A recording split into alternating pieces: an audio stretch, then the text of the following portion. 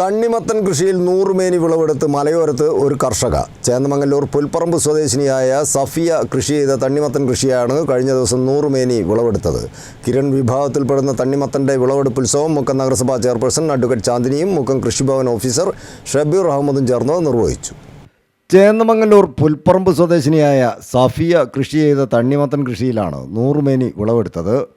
സഫിയയ്ക്ക് കൃഷി ഉപജീവന മാർഗം മാത്രമല്ല, വിനോദവും കൂടിയാണ്. പശു വളർത്തലിനൊപ്പം കോഴിക്കൃഷിയും പച്ചക്കറി കൃഷിയുമൊക്കെ ചെയ്യുന്ന സഫിയ ഇപ്രാവശ്യം ധൈര്യസമേതം 2.5 ഏക്കർ തരിശുഭൂമി പാട്ടത്തിനെടുത്ത് തണ്ണിമത്തൻ കൃഷി ഇറക്കുകയായിരുന്നു. കഴിഞ്ഞ ഫെബ്രുവരി 17-ാം തീയതി വിത്തിറക്കിയ തണ്ണിമത്തൻ പൂർണ്ണ വളർച്ചയെത്തി വ്യാഴാഴ്ച വിളവെടുപ്പ് നടന്നു. ടൺ കണക്കിന് മധുരമൂറുന്ന കിരൺ വിഭാഗത്തിൽപ്പെടുന്ന തണ്ണിമത്തൻ്റെ വിളവെടുപ്പുത്സവം മുക്കം നഗരസഭാ ചെയർപേഴ്സൺ അഡ്വക്കേറ്റ് കെ.പി. ചാന്ദിനിയും മുക്കം കൃഷിഭവൻ ഓഫീസർ ഷബീർ അഹമ്മദും ചേർന്ന് നിർവഹിച്ചു. പച്ചക്കറി വികസന പദ്ധതിയിൽ ഉൾപ്പെടുത്തി ഹൈടെക് കൃഷി രീതിയായാണ് കൃഷി ഇറക്കിയത്. 2025-26 വർഷത്തെ സമഗ്ര പച്ചക്കറി വികസന പദ്ധതി തരിശുനിലം കൃഷിയോഗ്യമാക്കൽ പദ്ധതിയിൽ ഉൾപ്പെടുന്ന കാർഷിക വികസന ക്ഷേമ വകുപ്പിൻ്റെ സബ്സിഡി കൂടി ലഭ്യമാകത്തക്ക രൂപത്തിലായിരുന്നു കൃഷി.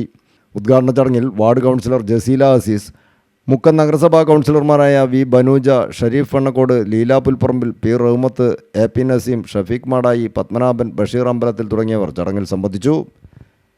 News bureau, Mukkam.